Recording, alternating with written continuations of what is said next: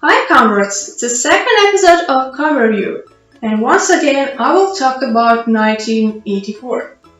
In the previous video I said that we and 1984 have too many things in common. Well, that's not true. There is a huge difference between these two novels. Because unlike 1984, we makes sense. This is Sparta! Well, at least for 1920s. For example, let's compare main characters. In the beginning of the novel, both Winston and D503 are placed in the thick of teens. They are both working on the central governmental projects. Both their jobs are creative, but what's the main difference? Unlike Winston, D is working on groundbreaking project which is moving science forward. He knows that the integral is a chance for one-state civilization to contact extraterrestrial life forms. His job is a source of self-realization. What about Winston? Whoa, this is the wrong movie. Let's try again. No, that's the wrong movie too. Yeah, here we go. Well, the job he's doing is meaningless for him and for the society. Reprinting of the articles, which is supposed to erase the unpleasant facts of the party leaders and to replace them by the lies. And Winston is definitely conscious of what he's doing. And in spite of that, Winston is supposed to believe in the lies he himself or his colleagues has just written. This is one of the most stupid moments of the 1984 novel. Winston has no privileges. He's got no benefits from the current regime. He's not on a proper level of involvement in the party secrets. He's not a party member. But still, the party supposes that Winston and everybody who works in the same department are going to justify the lies they're making in order to keep their worst in jail life conditions. Товарищи, today you've got a chance to witness an act of real magic. My friend Igor will make you see how a coin gets through the glass. For that purpose, he will use two equal coins and a hidden magnet. He will hide one coin on his left palm under the glass, cover it with a hand, the one with the magnet. Pull the coin with the magnet right under another coin, the one on the glass. Upper coin will get magnetized and the lower one will fall in his hand under the glass. You must believe that there is just one coin which went through the glass, and get amazed. Strong and genuine emotions and tears of amusement are required. Attention! The ones who want applause will be shot immediately. Julia! Fuck me!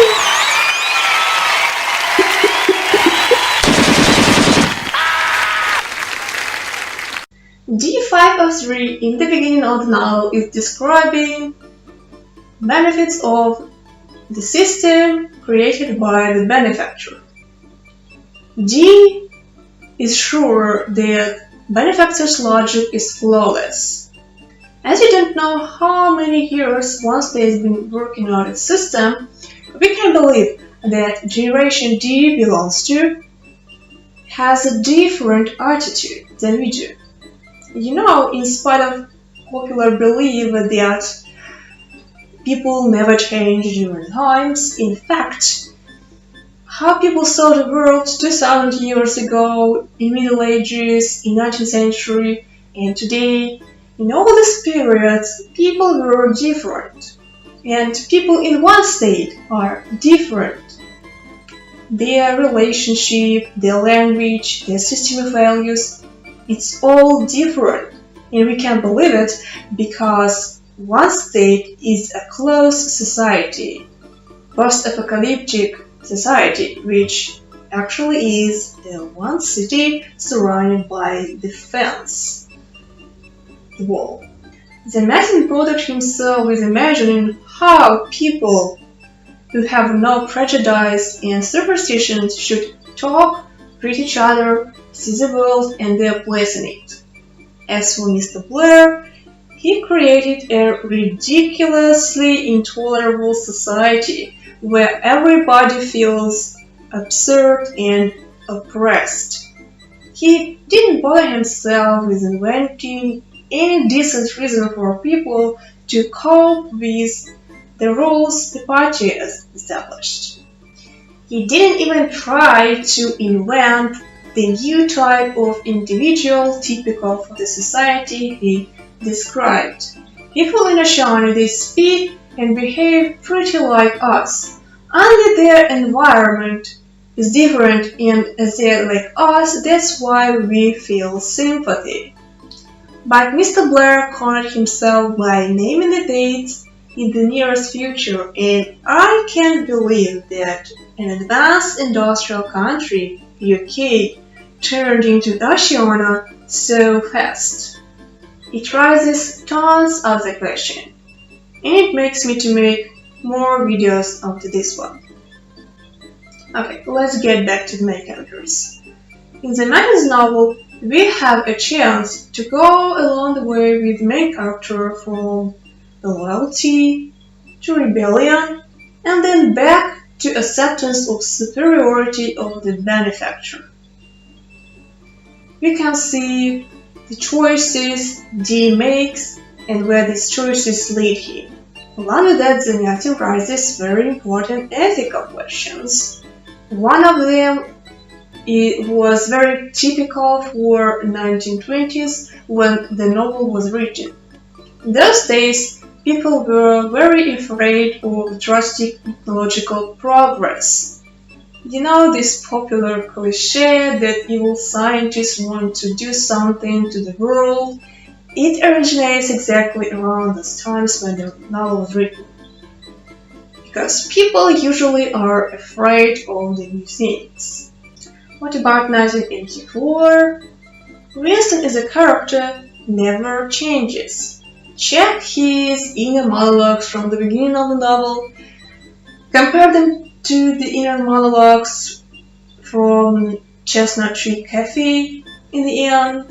They're practically the same, except when in the end he leaves his interest in war, in the current situation, but he's still emotionless. We can see how he's happy about it, how he's interested in it. It's like he's just pretending to save his life. But was that what O'Brien was talking about? Or that's exactly what O'Brien was talking about? I think I need to practice double think to understand it. Does 1984 raise any questions?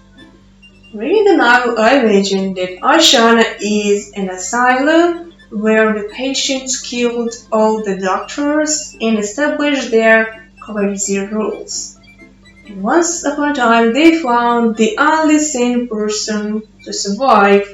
At first, they tried to understand the source of the saint of the person, but as they are sick, they didn't achieve, so they tried to drive him crazy to make him one of them. Does it have to do anything with morality? Except for some little details? No, because Mr. Blair referred to all the possible cliches from anti-Soviet and anti-communist propaganda. And even if he talked about some real stuff like pioneers or plain economy, still he described it according to their image in propaganda. Both novels also have female characters, Julia and E330, who have huge influence on main male characters. It's a coincidence. That's what that was. Except for in V, D is not more important than E. Meanwhile, Winston is the most important character of the story. You see, D was not special. His involvement in all events was accidental. It's because the entire story is his diary. So, when some characters were more active and they took more place in the events happening, when they were more important than him, it was logical because he was just a narrator. But Winston, all the way, is portrayed as the most important person in the entire Oceania. Do I need to remind you what is out there? Once upon a time, I had somebody that I cared about. And in this world, that sort of shit's good for one thing. Getting you killed. Do not touch one another. You see at least that it is possible.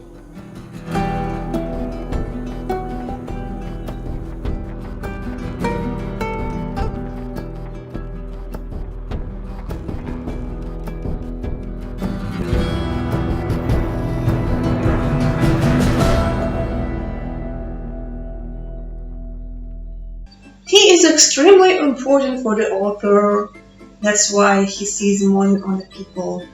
Julia chose him as argument with no reason. If you read their dialogues during their secret days, you will see that they never had anything in common, and considering that in their society people are not allowed to have any connections, to show any emotions, she couldn't know anything about him. Therefore, there's not so much to know, to be honest. So they're passionately in love, just out of nowhere, because of... And even O'Brien calls Winston the man. By the way, O'Brien too is a copy of the character from V, Benefactor, to be exact. For example, let's compare two scenes from V and from 1984. Here we can see a reaction of D on the words of the benefactor about the main principles of one state. How could I argue when these were my former thoughts exactly? Only I haven't ever been able to dress them in such forged, shining armor. And we can find the very same thoughts in 1984 when Winston reacts on the words of O'Brien during the tortures. There was no idea that he had ever heard or could have that O'Brien had not long ago known, examined and rejected. His mind contained Winston's mind. Coincidence? I think not! Okay, let's get back to Winston's specialty. So O'Brien, who is the copy of the benefactor, called Winston the last man of some kind, some special kind, and the flaw in the pattern. Even if Winston never figured anything out himself, O'Brien gave him the book which explained everything, and Julia explained everything about inequality. Winston had never harmed Reparty because he never shared his ideas with anybody. Just wanted everybody to leave him alone, to let him have good food, good clothes, spare time, privacy, and sex. The most average needs you can imagine. And that's what O'Brien calls the negation of the party. The wish to be an average person is a negation of the party, which is trying to make everybody as much average people as possible.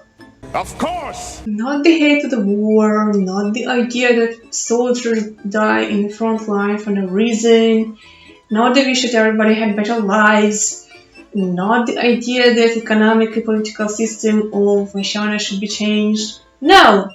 Just the wish to have a comfortable life for yourself.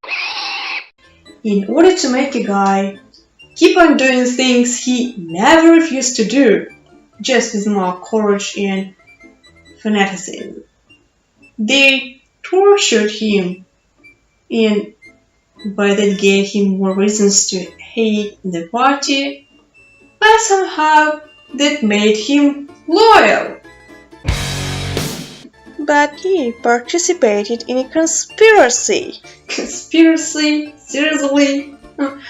What exactly did he do as a part of a conspiracy? Fucked with Julia?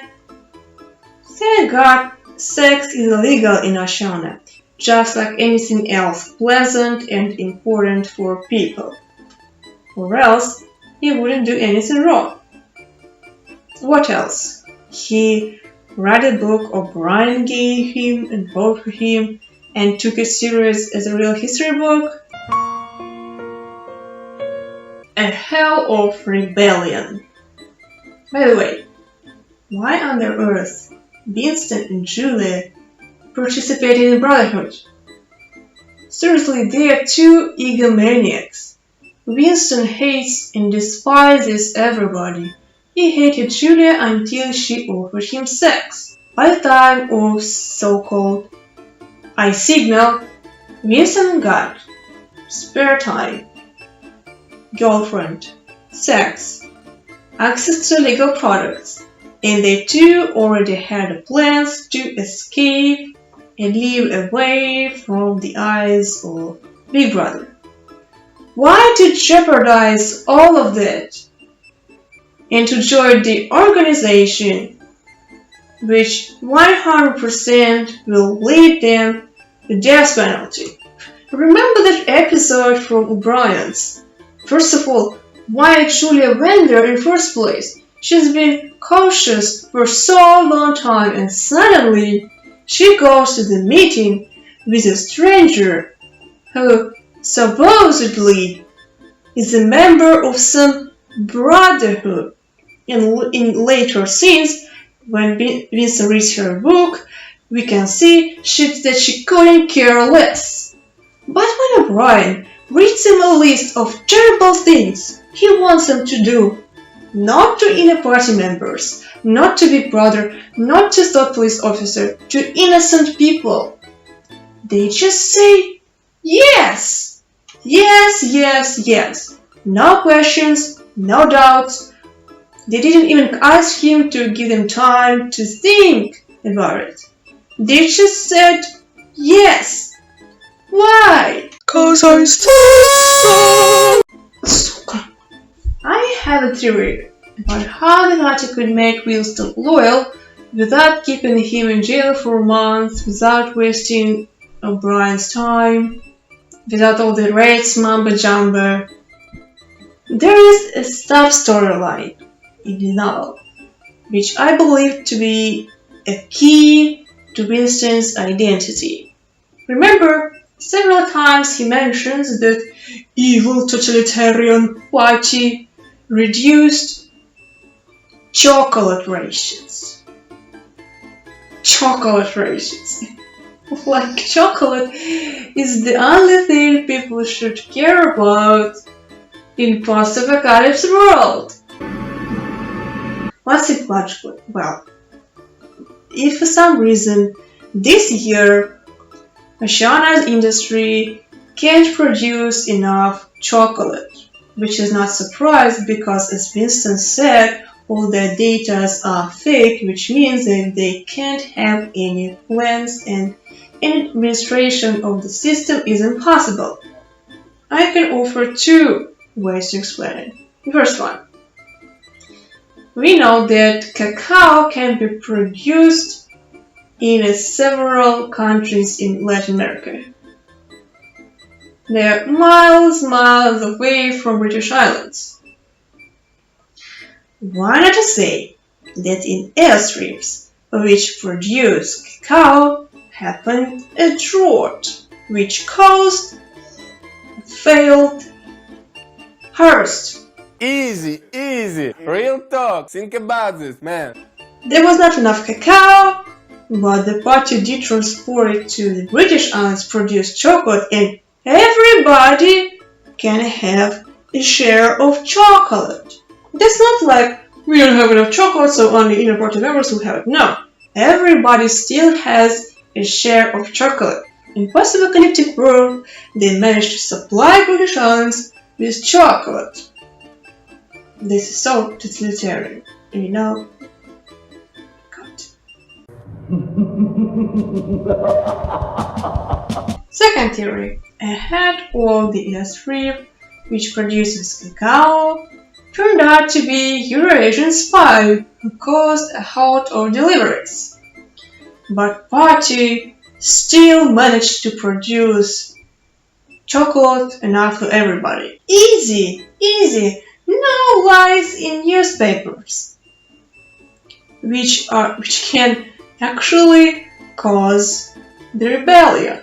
Just imagine some proletarian goes to the attic, picks old newspaper to use it as a toilet paper. I suppose that in Oceania they don't have toilet paper.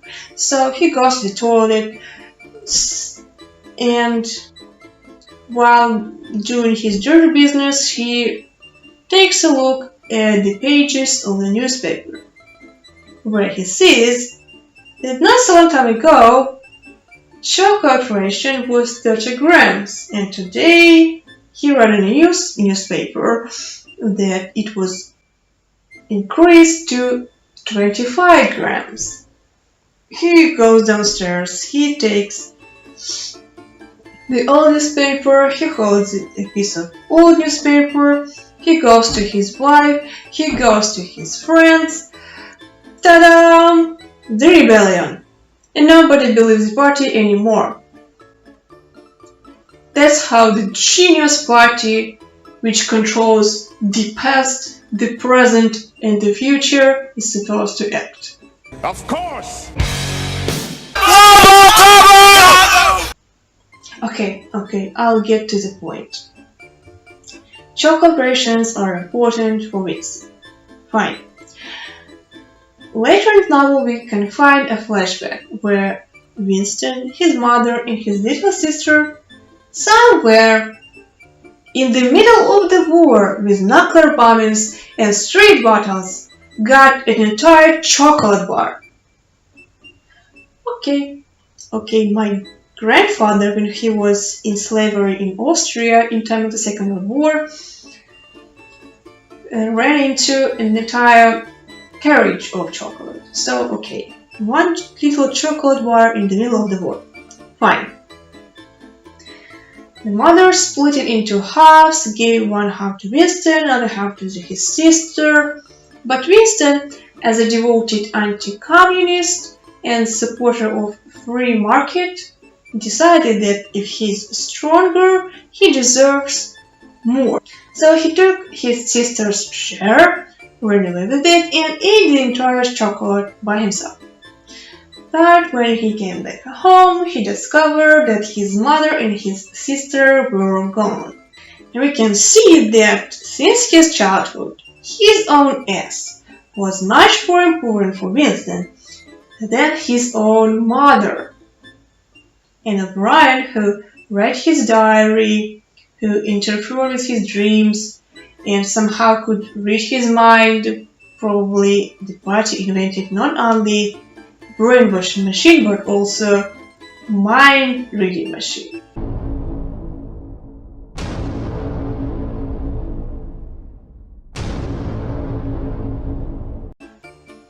he should know about it. So why not to use it?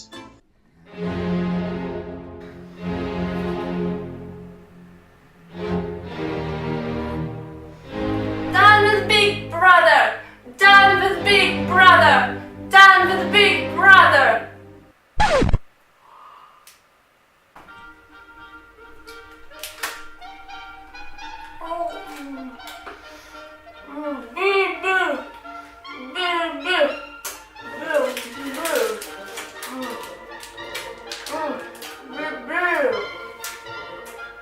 Outside freezer.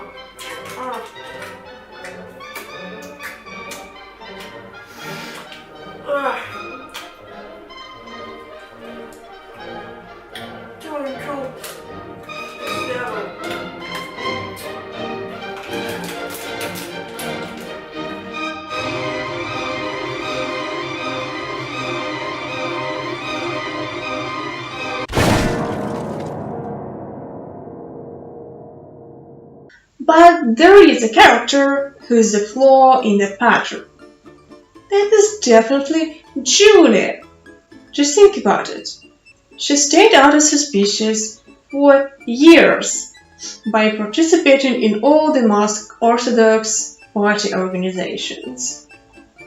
In public, she behaved like the most devoted supporter of Ingsoc. Just compare her reactions and Winston's reactions. And meanwhile, she managed to stay herself in this crazy system. She managed to get access to things she wanted. That's sex, access to illegal products, and was the most important. Even if she had never seen pre-revolutionary life, unlike Winston, still she was very skeptical about the party. And meanwhile Winston was sitting alone in his room, complaining and writing his diary, absolutely suppressed by the system, she found her place in it. She tricked the system. She is a negation of the party. And she is not alone. And when such people like Julia will realize that the party makes no good for them, that party rules are ridiculous, and they are obviously ridiculous, they will just get rid of it, because they are the party, just like O'Brien said.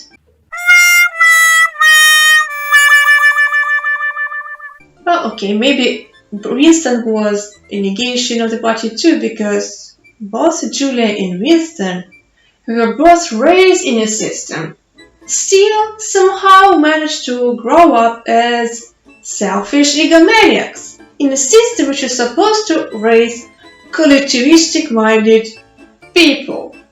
That is success, baby. That is success. Godlike.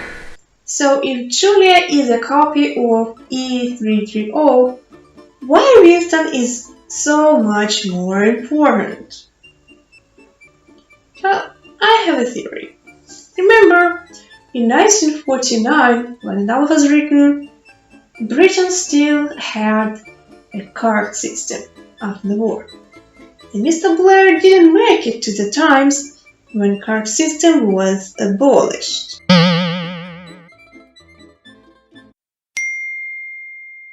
So I can imagine how he was dwelling there in a house resort, dying of tuberculosis, hating the low food rations and terrible life conditions, and hating everybody.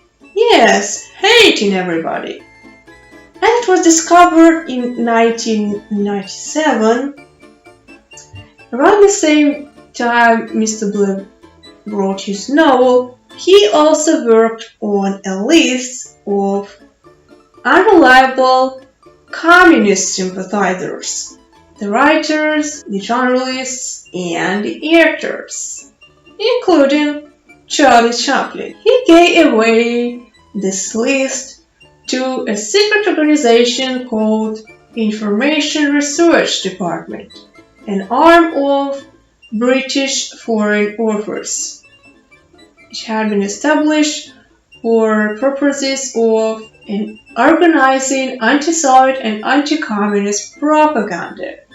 Mr. Blair eagerly collaborated with this organization, and in his list, different people he knew got unflattering characteristics, which revealed that Mr. Blair himself was an anti-Semite and a homophobe.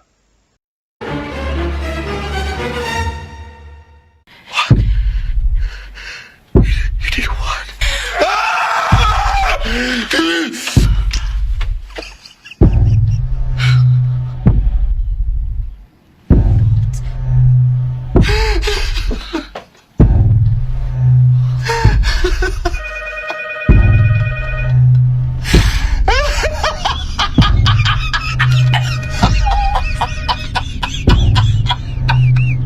So I think that Winston is just Mr. Blair himself. The same depressed, grumbling all the time, very dreamy person, hating people, wishing that young girls loved him. And we can see in the end of his life, Mr. Blair loved Big Brother as much as Winston. You know, this is always sad when plagiarism and opportunistic ideas surpass the original and genuine ones in ideological agenda, when they form people's minds supported by the official media and governmental policies. It is so unfair that BDSM fanfiction 1984 is more popular than the original Zanakin's creation. It is unfair that a tedious grumbling about lack of sex became a source of information about a real country, real people, and real economic theory. Please, comrades, don't let tools of capital trick you. Пока.